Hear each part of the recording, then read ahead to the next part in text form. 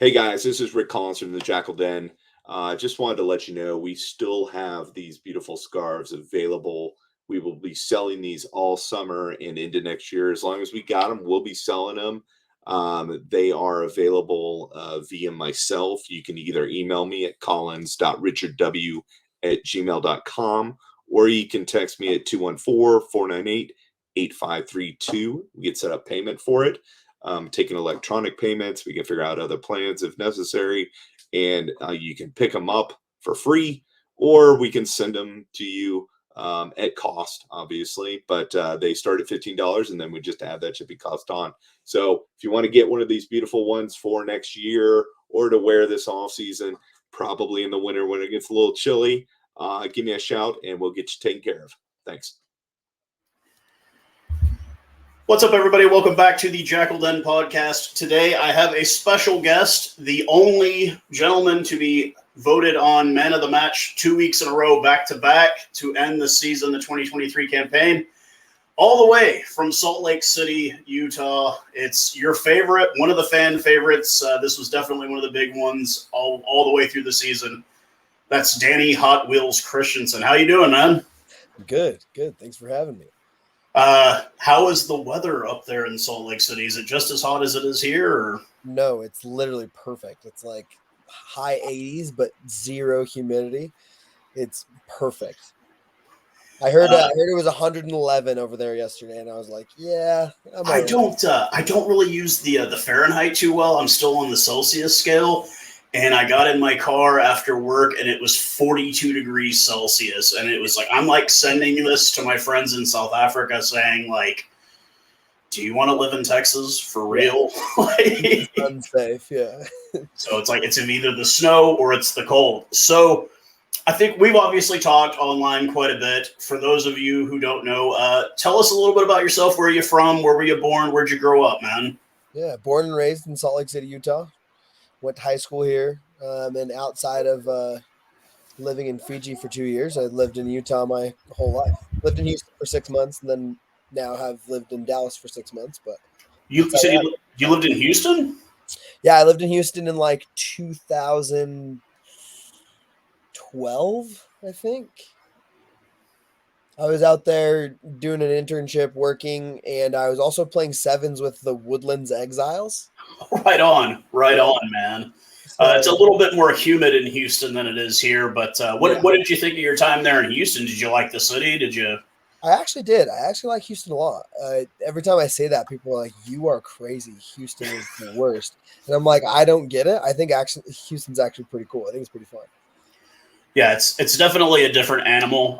For me, not being from here either, I always thought that Dallas and Houston were like somewhat comparable. No, Houston is exponentially larger than Dallas. Large.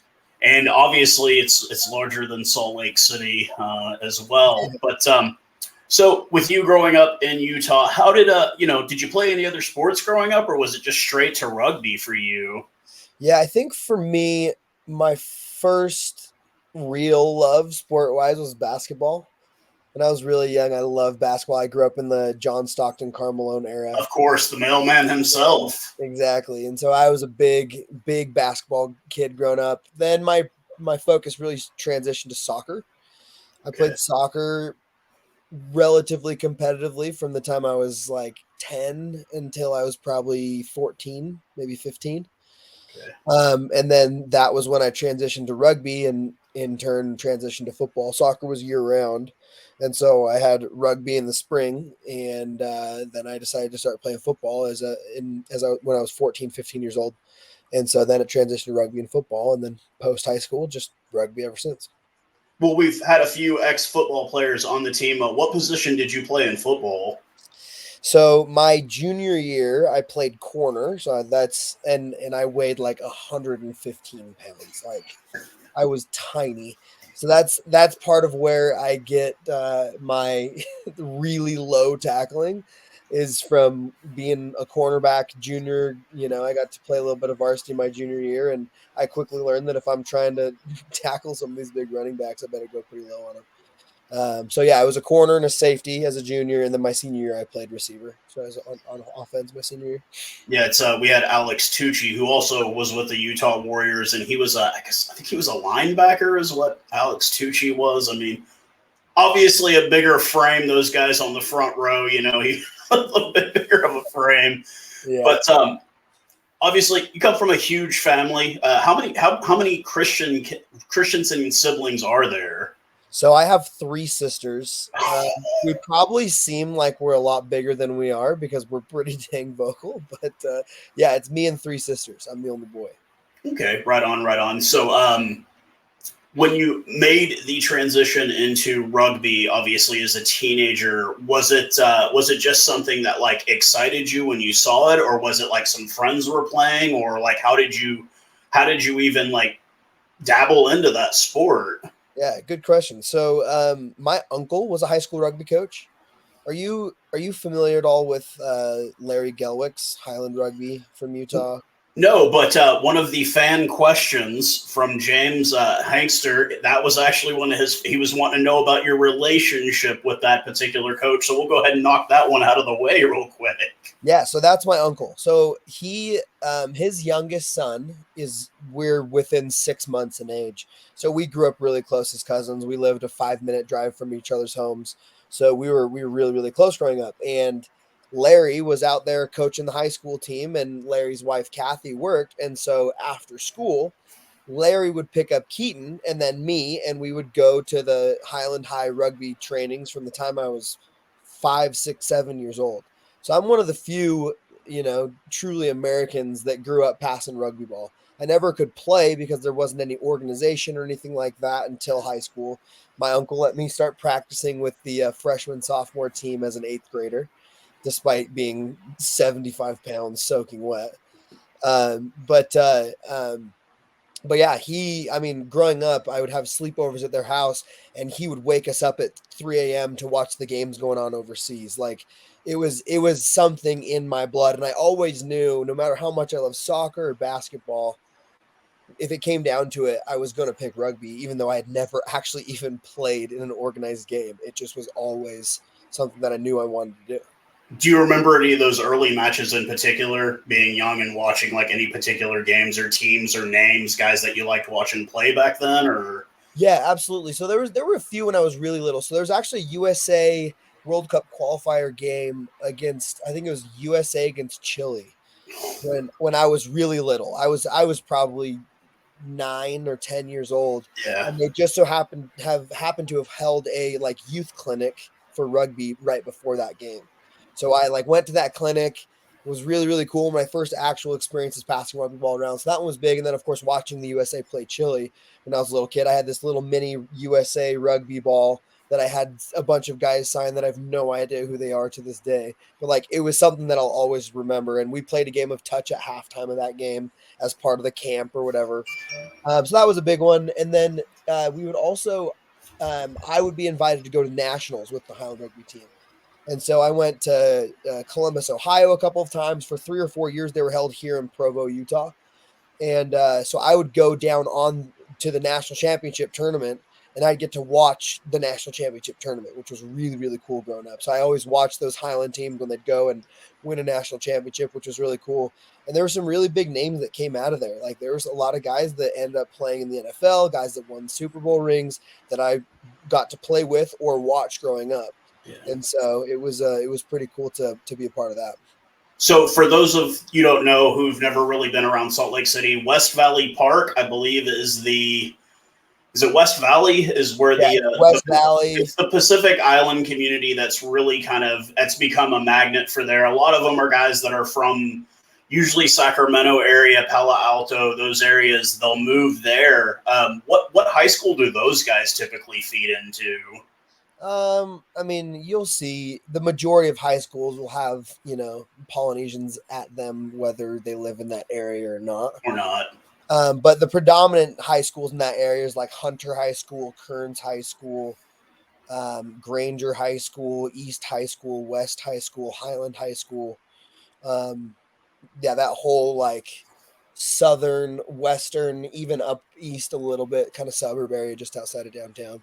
Yeah, I don't know if you had any chance. The neighborhood, the city just north of Arlington, Euless, Texas, ginormous Tongan population there. And obviously, you can go through their high school football team and see that because they've won multiple state championships on the back of a lot of those young Tongan men. Kind of interesting. We'll kind of talk about that a little bit later because we've both spent some time overseas. So you go through high school, you're playing rugby, you get ready for uni or college, as they say here in the States, and you end up going to the University of Utah. Why did you pick there? Was it just you wanted to stay home, or was there any particular programs there that you really went after? It was honestly, I was actually going to go play junior college football.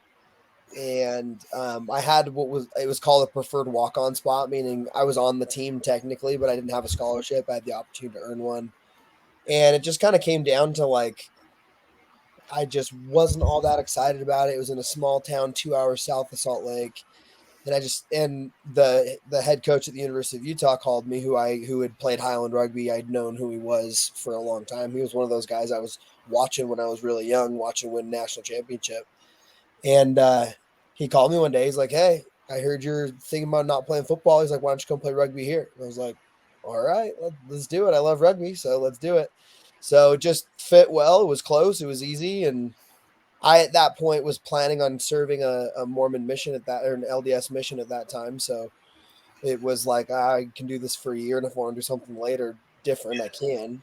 And obviously, I ended up playing 5 years of rugby at the University of Utah. At what point did you decide to take a step away from school and do your missionary? What year in college were you at that point? Yeah, so I had done my full freshman year. So I did a fall semester and then a spring semester. And then I left right after that spring semester and was gone for the next 2 years and came back for my sophomore year. Did you learn Fijian before you went to Fiji, or did you learn once you got there? Good question. So they have what's called the Missionary Training Center, and they have a few of them throughout the world. And in the Missionary Training Center, if you're learning a language, they will usually have some pretty good language resources for a handful of weeks, depending on the language that you're learning.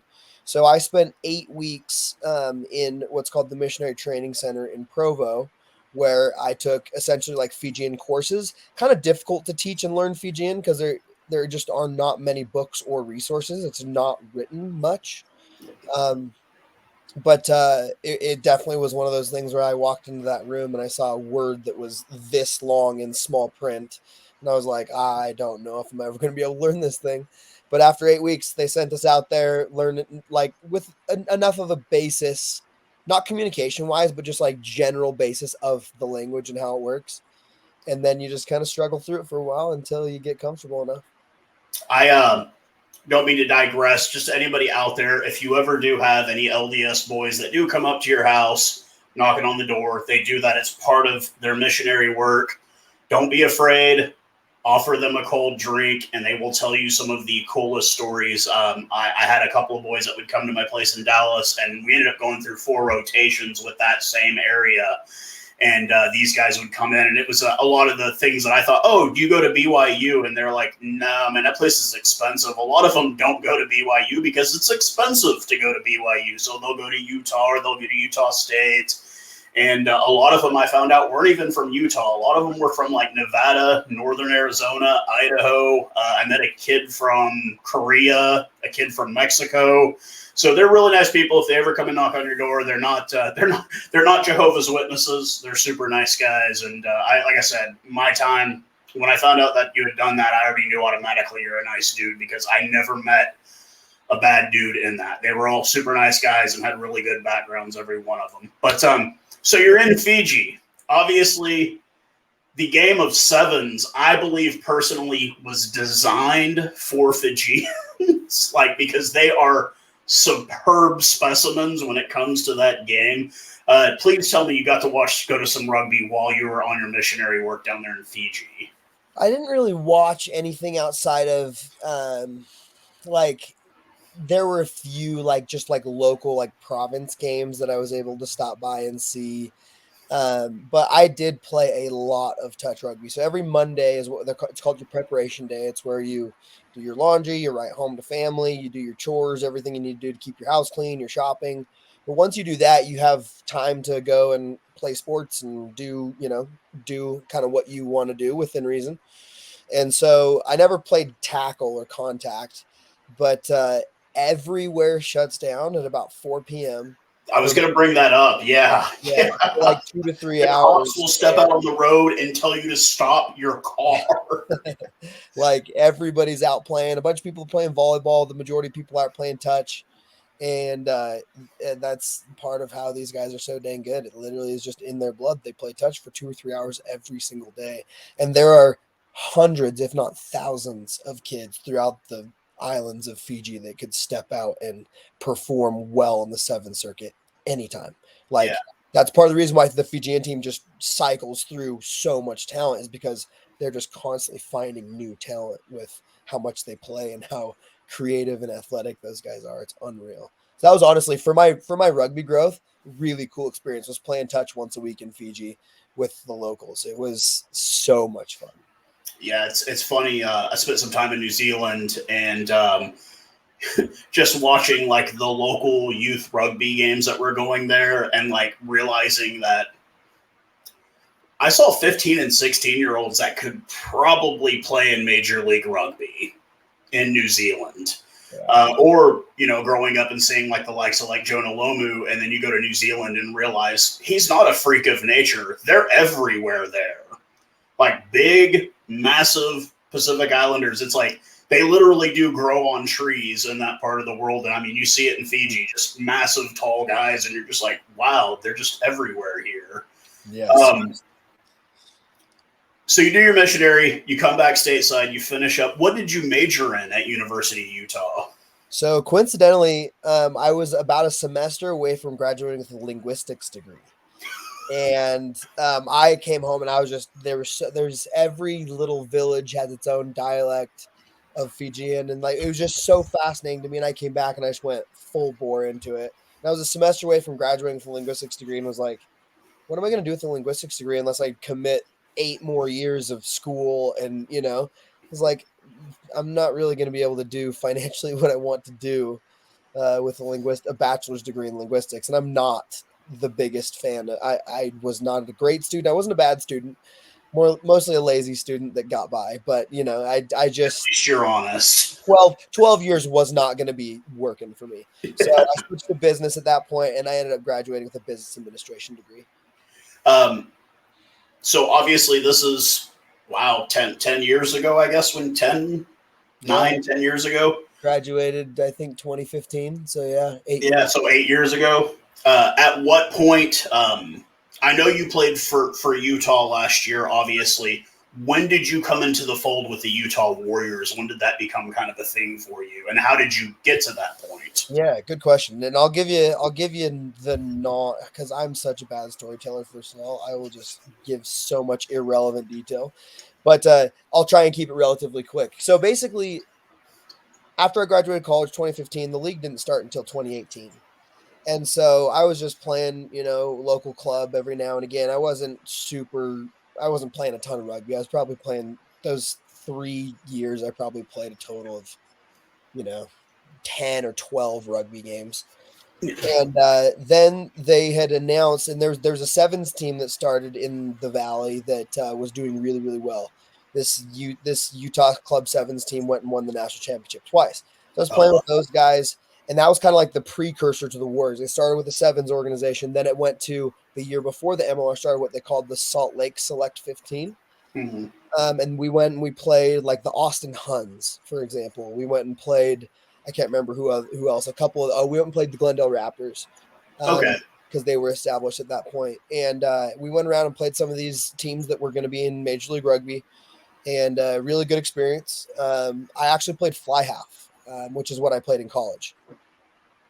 So, are you saying you have a boot on you as well, sir? No, there's a reason that not You didn't get to kick this year. not one major league rugby coach would look at me and see my skill set and be like, yes, you are an option at fly half. It just wouldn't happen. Well, I mean, you don't have to be fly half to do the kicking, man. I mean, we saw Damian Stevens for NOLA doing it, all 5'2" of them. I mean, coincidentally, in a Warriors jersey, granted, I only kicked for the selects. I haven't kicked for posts in a major league game ever. But as a Utah Warriors select, I actually went 10 for 10 on the select season. So I'm not horrible. I kicked all 5 years I played for the University of Utah, but I'm nothing special. I'm nothing special. I mean, I got to see Faf de Klerk kick last year in the rugby championship for the first time, and he actually wasn't that bad. I mean, he wasn't great, but he wasn't that bad. So there's not much that man can do. Yeah, that guy's story. I remember his debut. I remember him not even making the squad for a couple of years, going away, coming back, and owning it. So, and I guess it kind of a little bit of you, because you're not. When you got here, I didn't look at your background, and I assumed you were a guy. I had saw you last year when you came here and had a hell of a game. Thank you. It was a hat trick day for you, and we were kind of like, man, we're bad. You get here, I'm thinking you've got to be in your early to mid 20s, and then I find out, no, you're in your early 30s. So it's kind of like the same thing. You got kind of a late start as a professional in this game. With that being said, you do make the Utah Warriors. You're kind of, who were you back? Like, who were you rotating time? Who were you behind that was kind of, who were you backing up in Utah? Yeah, so essentially, so from that select 15, they picked a bunch of people, offered them contracts. I wasn't one. They held a combine. I went to the combine, and they basically told me after that combine, before year one, hey, we've got something for you. It's not going to be a contract with the men's team, but we've got something for you. We'll keep in touch. And that conversation just never really developed. I reached out a couple more times, and the response from the GM at the Warriors was, hey, we're still working on some things. I'll be in touch with you. So one day I actually just showed up. It was about midway through the season. I actually just showed up to practice at the end, walked straight up to the head coach and just said, hey, my name's Danny Christensen. Can I practice with you guys? And at this point, the Warriors had struggled with some injury. They actually just barely brought in another guy who I played against at college. He played for BYU to come and play fly half. So they were pretty sparse in the backs anyways. So he's like, yeah, sure. You can come out and train. Didn't get any of the gear, but I was there. I was allowed to practice. I was on the training squad technically. So I was around. That first year, didn't get a sniff of a selection. Year two, nothing, didn't hear anything from him. So I went to the combine again, that time they actually reached out to me and said, hey, thanks, but no thanks. We're just not interested. So year two, I wasn't involved with the Warriors at all. And then year three, I got a call from the guy who actually had coached that sevens team that a lot of them who had been playing before, and then I was on the team, called me and said, hey, we actually need a third string scrum half. He's like, we won't be able to pay you, but we'll give you all the gear. You'll be on the team. It'll be kind of like what you did the first year, but we'll actually provide the gear for you. I was like, sure, absolutely. I'm in. So that was the COVID year. And that year we had Dwayne Polovatu, who I don't know how many, but he's got a handful of caps with Samoa. I think he also played with Moana Pacifica and Super Rugby last year. I think he capped with them. But he's a really good rough year they had. Yeah, seriously, that was a rough one for sure. But I backed. So he was one of our captains, and then his backup was Michael Basca, who has been around the Warriors, played Pro D2 in France for a while, and so I got to play behind them, mostly, of course, just training. Got really close to sniffing a selection because Dwayne was struggling with an injury, but I had to miss a day of practice that week for work. I was out of town in Nashville for a conference. And I vowed that day that I missed selection because I had to miss a practice, that I'd never let that happen again. And the next year they called me back and they said, hey, we're willing to bring you back on basically on the same agreement that we had last year. We won't pay you, but you'll be on the team. You'll have the gear. You'll be our third stringer. And so that year it was Michael Basca was the starter. And then, oh my gosh, who was it? Oh, it was Fraser. It was Fraser Hurst. He's been with Canada. I think he played under 20s. He's been on a couple tours with Canada, I think. But he was our guy who came off the bench, and then I was our third option. And then I think it was like 5 to 6 weeks in, I got my first selection, and at that point, that's when I earned my actual contract where I started being paid. And I think that first year I got 6 or 7 caps, and from then on, I'd always been somewhat in the rotation and getting minutes here and there, handful of starts. But do you remember your first Major League Rugby try? Yes, absolutely. Who was it against? My very first try was, I think it was my fourth cap. And the only reason why I got the start is because Michael Baska and Fraser Hurst for the US and for Canada were both on tour. Sure. They were in Europe. And so I was literally the only option, and I played 80 minutes. It was against Atlanta, and I scored 2 tries. And whoa, and oh wow, man! Not only did you get first one, you got 2 of them. Yeah, in the first game. And actually, the team manager at Utah, really, really great guy, really good friend of mine. He kept track of which game balls I had scored with. And at the end of the game, I walked out of the locker room. He walked up to me with that game ball and handed it to me. He said, "Hey, I was paying attention. You scored that try with the same ball, both of them." And he said, "Here it is." And he let me take it home. So it was pretty cool. Dude, that's sweet. I guess that would kind of go into another. Would that be your best rugby memory or one of them? That was definitely one of them, because I think at that point, it's like I had come into games. I think earlier that season, I came off the bench and we were down by 5, or I think we were down by like 3 or 4, and then we came back and scored a try. So like I had a couple of moments where it's like, okay, like I think I do belong in this league. I think I'm good enough. And then when I got that first start and I played far from perfect. Like I made so many mistakes, but like I think being able to, I guess, see a couple of opportunities like that and have my reaction be to take advantage of them. I think I was kind of like, okay, yeah, like I can definitely pursue this. Like I can hang, but that was definitely one of them. The other one probably would be the hat trick against Dallas last year. That was of course. That was definitely up there in my memories, my rugby memories for sure. It was, I was independently covering the team on my own channel last year, and I remember talking about that game, and like South Africans are like, man, that little speedy guy, man, he made you guys look bad. And it was just kind of like, yeah, it was pretty nasty there. We have 2 other former Warriors on this roster, in Alex Tucci and James Viafale. Did you actually, were you guys very tight? Did you talk to them very much before your time here in Dallas? Or was it kind of like when you got here, it was like, oh, hey, we're both former Warriors? No, that's a good question, because the 3 of us actually were pretty dang close. Tucci I hung out a lot with, the COVID year especially. COVID year, everybody kind of hung around. Nobody really knew what was going on. They just shut the season down. So there's a lot of just kind of like limbo, and we hung out a ton during that time, and we became pretty close. Because I mean, we both played for the Warriors. I mean, I guess I didn't play the second year; he did, but we both played for the Warriors collectively. I think for 4 years each, and so we had been around each other, and we're pretty dang close friends. James and I actually got pretty close because we both played Warriors selects together. So the fall after the COVID, this season that was cut short for COVID, me, James, and Tucci, all 3 of us, because Tucci was recovering from an ACL, all 3 of us played selects together that fall. So we got to play 4 or 5 games together with the selects as well. So we had a lot of opportunities to play together, and we've all been pretty close for a pretty long time.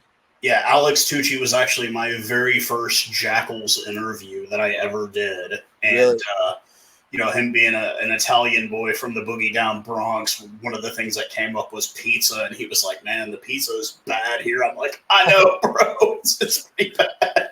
Oh yeah. But he's a cool dude, obviously, and this kind of goes into another thing that I had brought up with you in Instagram, kind of in private, but I'll bring it out.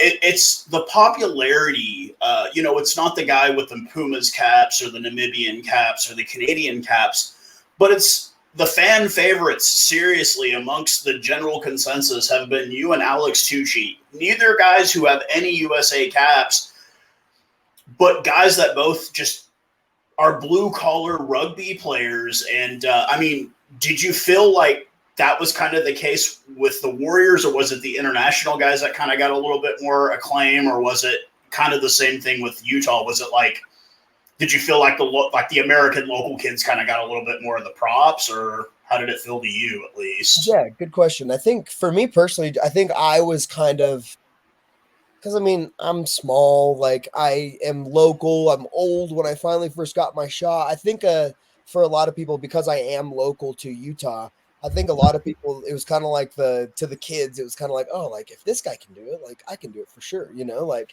and that's not like any knock to me. It's just I kind of fit that, like the local kid that made his way up the ranks and had to fight and claw a little bit, but now has an opportunity to play professional rugby. So I think because of that, the Warriors, I think, did a really good job marketing wise of like playing up that narrative too. I think they did a lot of cool stuff with me and asked me to do some fun things, which I really enjoyed. But I think just being local to Salt Lake was one of the reasons why. And I also had just a lot of family members and friends. I mean, you've seen how much my family supports me. Like they come all the way out to Dallas for multiple games. Like I just have I'm really lucky to have a lot of really loving, supporting family members and friends. And so I would always have a bunch of family and friends that would come and support me at games and all that kind of stuff. So honestly, like, I think so, but it probably was just that I'm really lucky to have you had family there. Yeah, for sure. So how did you find out you were coming to Dallas? That's like my next question. Well, basically how the conversation started was, I had chatted with the GM at Utah, and I keep in mind I just barely come off the game against Dallas where I had the game of my life, and I was up for a contract renewal. So he reached out to me to have a meeting. We had a meeting, and he said, "Hey, I think it's time." He's like, "I think we're gonna call it. We think you're a little bit too old." And I was like, "What? Like I just had the best game of my life. Like I'm fitter than I've ever been. Like I feel great." And they were like, "Yeah, if you're interested, we'd like you to come and help coaching at the selects level. But we think, but if you would prefer to be traded, then like we'll look around and see kind of what's going on." And I said, "Yeah, no, I'm not ready to hang them up." So shop me around, see if we can find somewhere. And Santi had reached out and had a conversation. I was working with an agent that had a couple conversations with a couple other teams, but Dallas just seemed like the best fit, and so we decided to make the jump, and it was great. It was awesome. Yeah, I'm pretty sure for a lot of the guys, it was like, dang, I got to go to that train wreck. But obviously, once the offseason ended, I mean, when Mario Ledesma had stepped down at Argentina, I had famously said, wouldn't it be awesome if he ended up here? And he ended up here. And we gain you. We end up losing Carlo Denason, who goes to Houston, has an absolutely amazing year. Unfortunately, they have been bounced out of the playoffs. But you get here.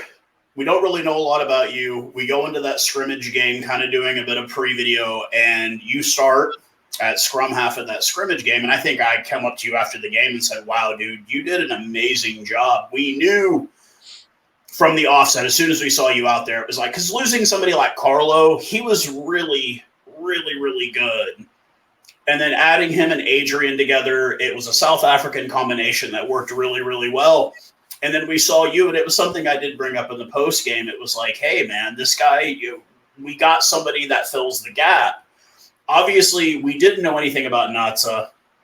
We knew a bit about Pedro. Mostly we knew about his brother, obviously. Mm-hmm. And you come into the season, and it's you and Natsa initially, and then Pedro comes in at the later stint, and you're coming off the bench in relief. Just seems like it's a lot. And it seems like for people here, they're like, hey, why isn't he? And they didn't look at your history. That was kind of like your thing. You were always kind of a relieving guy. Mm-hmm. And a lot of the local fans here kind of getting a bit frustrated with that whole situation and kind of understanding. I knew with you, once I realized how old you were, that you knew patience. You know how to be patient. Kind of. I got a lot to work on there, that's for sure. But I mean, I know a lot in my handful of years. Yeah, about patience. But it's like you learn to be a bit patient, and then when your time is shown, you go out and you try to excel as well as you can. even in the games that were pretty much blown out in hand, you'd come in and we'd see you coming out of the back of the rucks like we had a 20-point lead, like we were leading by one with time running out. You just seem to get out there. And is that because you're just trying to show, like, with the minimal time, like, hey, these are the skill sets that I have, this is what I can do? Or was it just that's just how you play? Yeah, good question. I think my style of play is a little interesting because, once again, I played scrum half in high school, and that's my natural position for sure. I played fly half for 5 years in college because I was the best option. I wasn't great at it. I wasn't horrible, but I was far from great. And so I think I like view the field a little bit differently than someone who's been a career scrum half, because I think that it helped in some ways, but it also I think makes my style just a little bit different. But one thing that I do really try to do anytime I'm on the field is just like spark some energy. And usually just being as quick as I possibly can to the breakdown is exactly what we want. And I remember the coaches at the beginning of the season, they told me, hey, we want you to be there as quickly as you possibly can. And if not a problem for you, if the pod's not ready, then that's their fault.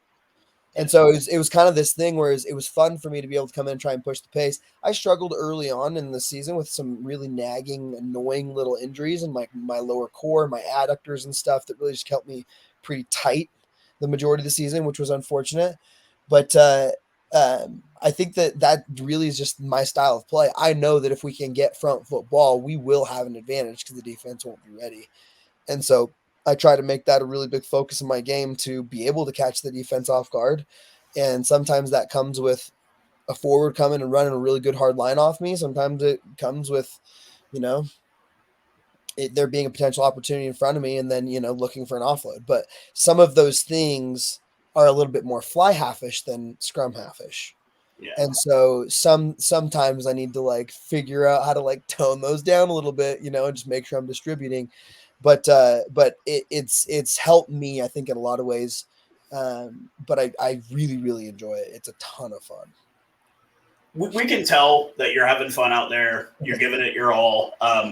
I think for a lot of people, especially me, you can't see it, but I have like a Springbok emblem right back here. I've got the flag on my arm.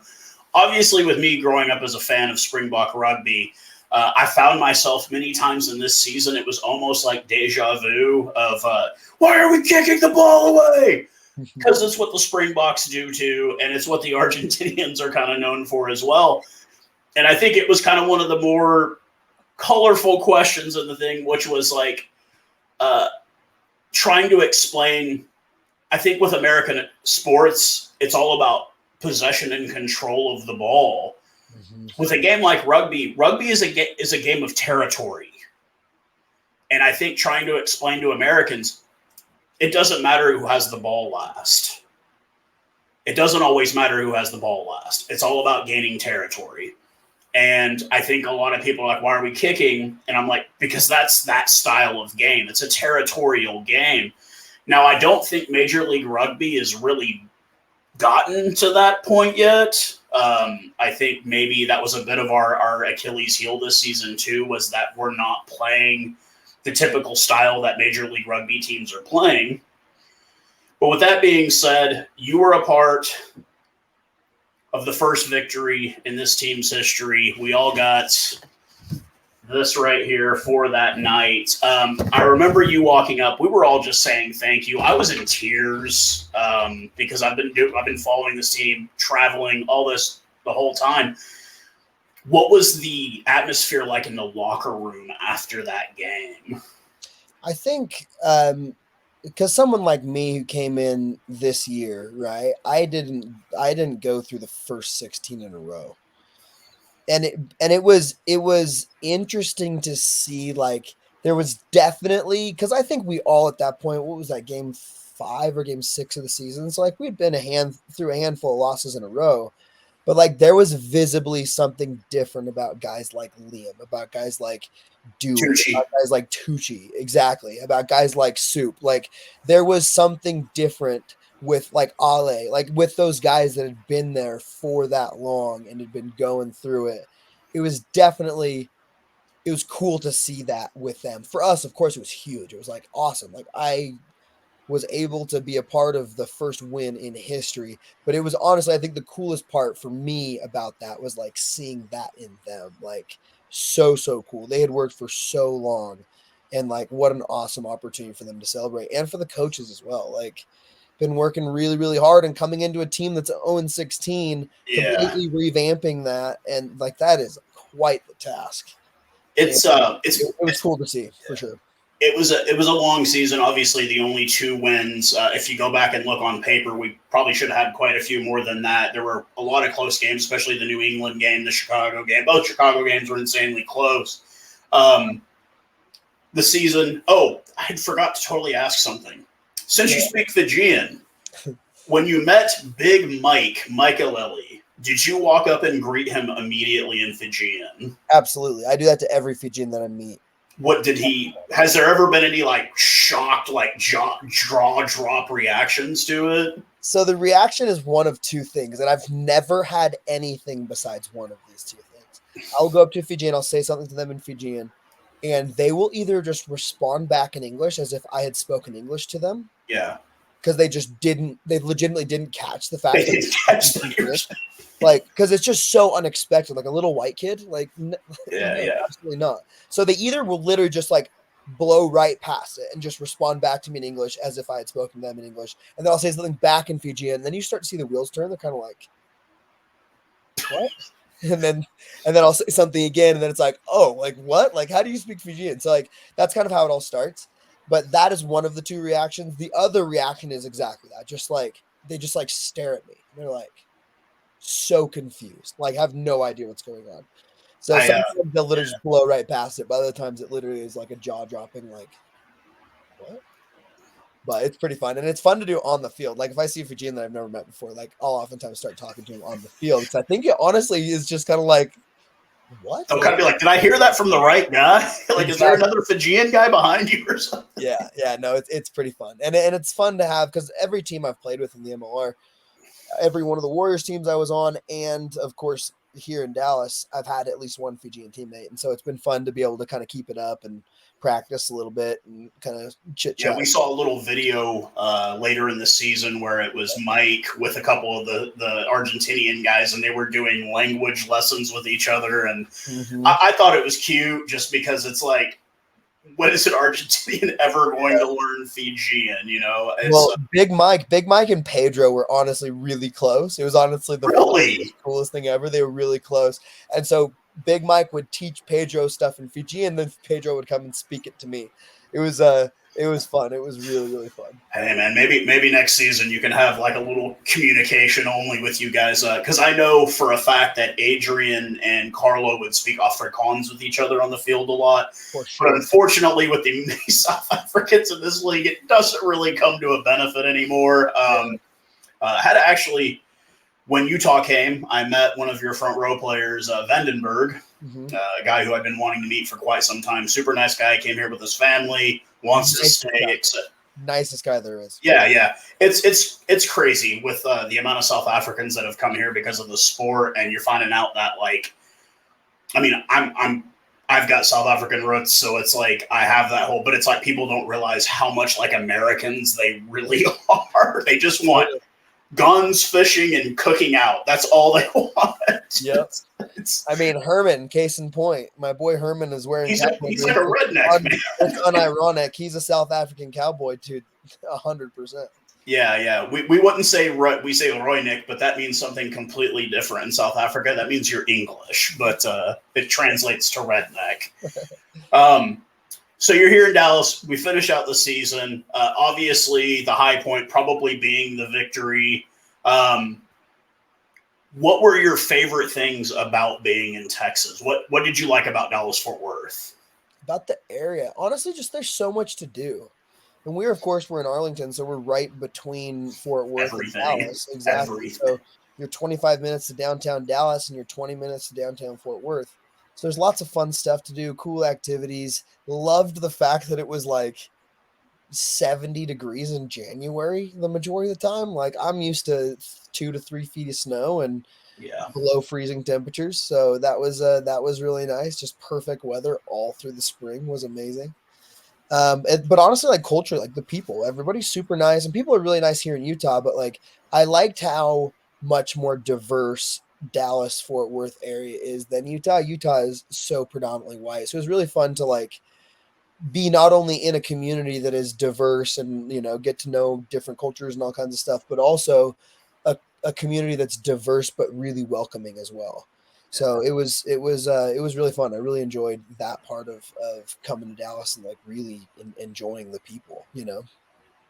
Now I'll get to the second part of the question, but I'll tell a little story. I had a colleague at work who was from Denver, Colorado. I unfortunately used to smoke cigarettes. We're sitting back behind the building one day. We're talking about what great lives and how nice people are here. But the thing that we both agreed on was it's kind of not very pretty here. We get to what did you miss the most about Utah while you were in Texas? So the area that I live in, Salt Lake, is a 5 to 7 minute drive from the trailhead to Mount Olympus. So Mount Olympus, literally, as I walk out my door, is just towering over me, and like I You went missed the mountains, like, man. yeah, just like mountains everywhere to just looking around and there's nothing except for a couple water towers. So that was definitely a bit of an adjustment. And I honestly, I've been back for 4 or 5 days, and I still am walking outside and being like, holy cow, I haven't seen those things for a while. Yeah, They're pretty impressive. Mountains are pretty dope. I'm a big fan of them too. So now that you're back home, what's the plan for the off season for Danny Christensen? Good question. So I'm actually getting ready to. So last off season with one of my old teammates, I went to Southeast Asia for a little while. We went and did a little traveling, and spent a little bit of time in Thailand, a little bit of time in Bali, and we decided he actually played for Atlanta. He got traded from from Utah to Atlanta this last year, and his family lives in London, so we're gonna go hang out in London for about a week, and then I'm basically joining their family vacation to Marbella, Spain for a week as well. So gonna go hang out in Europe for a couple weeks, but outside of that, planning on playing in Rugby Town Sevens, which should be pretty fun. And then I'll probably just pick up some stuff here and there, play where I can if I have any opportunities to, and do my best to not get fat. Let me let you know, as somebody that's just a bit older than you, it gets harder. I'm in my 40s, dude, and I'm horrible. But we're going to go ahead and start asking some of these fan questions here. And some of them are serious and some of them are kind of a joke. But from Jason Tidwell's father, he wants to know when you're going to party and hang out again. I'll be back soon. I will be back soon. To be honest, I actually have been talking to a handful of friends out there, and I was like, I'm for sure going to have to come visit in a couple months. So I'll be out there pretty soon. And he also wanted to know if you could beat Jason in a foot race. I mean, if you ask the GPS, I think my top speed is faster. But in an actual foot race, I don't think I could. Who is the fastest guy on the team? I mean, it depends on if you want to run a race or if you want to check our GPSs. GPS-wise, who do you think is the fastest guy on the team? Last I heard, I had the fastest score.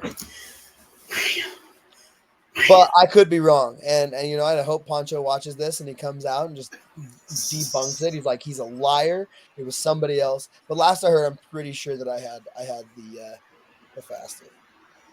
So Mr. James Eichster, he had quite a few ones, but I'm going to skip one of them. And this is a good one to me.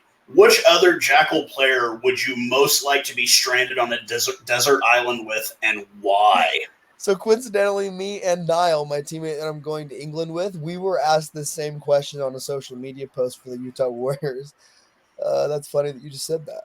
If I had to pick somebody, you know what? I think it would probably be Ale. Ale just like has his stuff together and he just doesn't miss. Like he's just organized, structured, like, And I feel like that would be really, really valuable in a survival partner. And I'm sure you could learn Spanish and you could get him better at English. I mean, I honestly could use all the Spanish lessons I can get at this point. I really got to get better at it. Obviously, you get your first 2 starts of the season, the last 2 games of the season. How did you feel when you were announced as starter for that second to last game? I felt excited. I'm lucky enough to have had enough experience in the league, both coming off the bench and with different opportunities to start, that it's like I'm to the point where like I'm comfortable, that I'm confident that I'll be able to perform. So it's honestly just excitement at that point. It's like, hey, I'm going to get an opportunity to play some more minutes and, do my best to, manage the game plan and try to make my teammates look good, and in all reality, they end up just making me look good. But I don't know how much of that I did to my boys, but they definitely took care of me. But yeah, it's honestly just excitement, it's excitement at that point. I usually will have a question for those older guys when they get a start. Oh, can you go the full 80? I didn't even ask that with you because I kind of just looked and was like, yeah, he can do the full 80. I'm sure he'll be fine. If you could go to any other country in the world and play professional rugby, where would you go? That one's tough.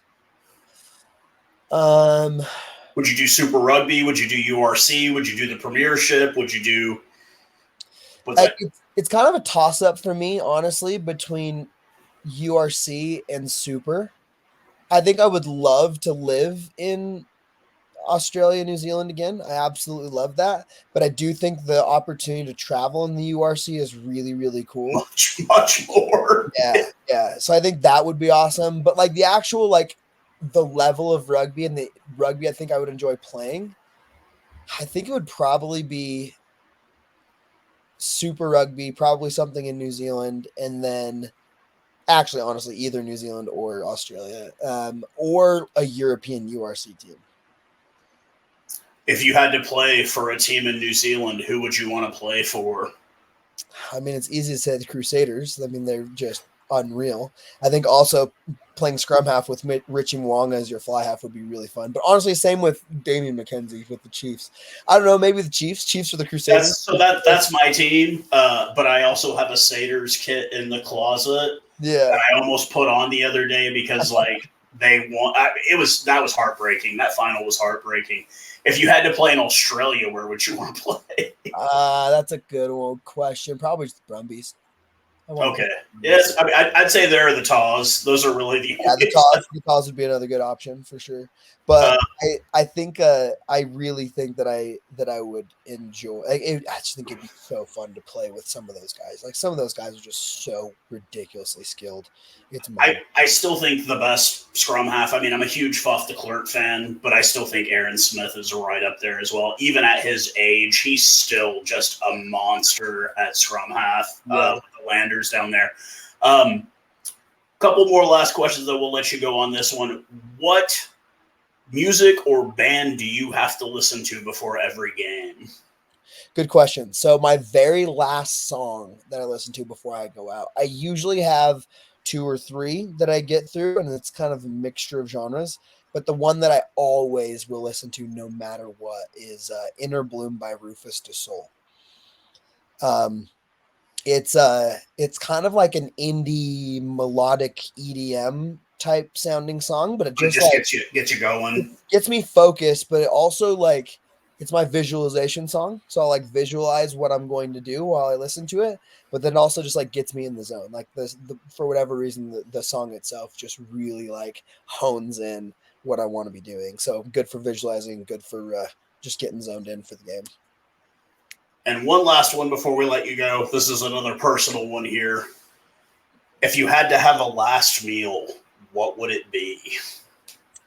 It would absolutely be like a Cajun seafood boil with blue crab, crawfish, potatoes, and corn. I always find that an interesting one because based on geography, people will have different answers. You know, like I'm pretty sure somebody like Tucci would say some kind of Italian meal.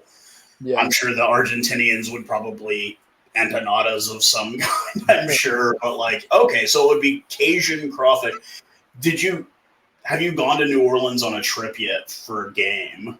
Actually, not for a game. My career, despite being in the league, I mean, this is my fifth season. Yeah. You've never made a trip to NOLA? I've never gone to NOLA for rugby. I did software sales before I went full-time rugby, and I used to travel to New Orleans a lot. I bet you love food. Oh, absolutely loved it. But that was like that meal for whatever reason. Anywhere I'd go, anytime I go anywhere coastal, even California, I would go. You go for Cajun. That meal. I'm like, it's mostly just the seafood. I think Fiji really got me. Hooked you on seafood. I liked seafood before, but like I really fell in love with it when I was in Fiji. Now I'm just obsessed. I think there's a big difference too when you are by a coastal place and you know how fresh it is. It just tastes so much better too. For sure. All right. So one last thing. This is for the fans, obviously. Do you have any words for the fans? Because obviously we're not going to ask you if you're 100% coming back. We'd love to have you back next year. But is there anything you'd like to say to the fans here in DFW? I mean, honestly, just thank you. Like, you guys have been so amazing. Like, so supportive, regardless of outcome, regardless of minutes. It didn't matter. I feel like just super supportive of the boys. We know it. We feel it. We're so grateful for it.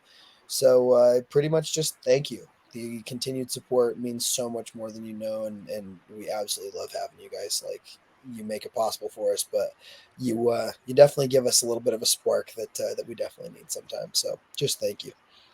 Well, to the man I dubbed Hot Wheels because you run so dang fast.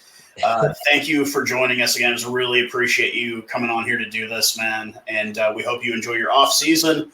And keep them abs in shape because people noticed the rock hard abs there. But hopefully you enjoy. Old. Hey, to your point earlier, I'm getting old, so hopefully I can. Hopefully, I don't know if we'll be. Who's older, you or Pedro? Pedro's older than me by barely a year, like just under a year. And you're both spring chickens, so. I mean, we think so. All right, man. Thank you once again. This has been the Jakl Den podcast made by the fans for the fans. Cheers, guys. Thank you.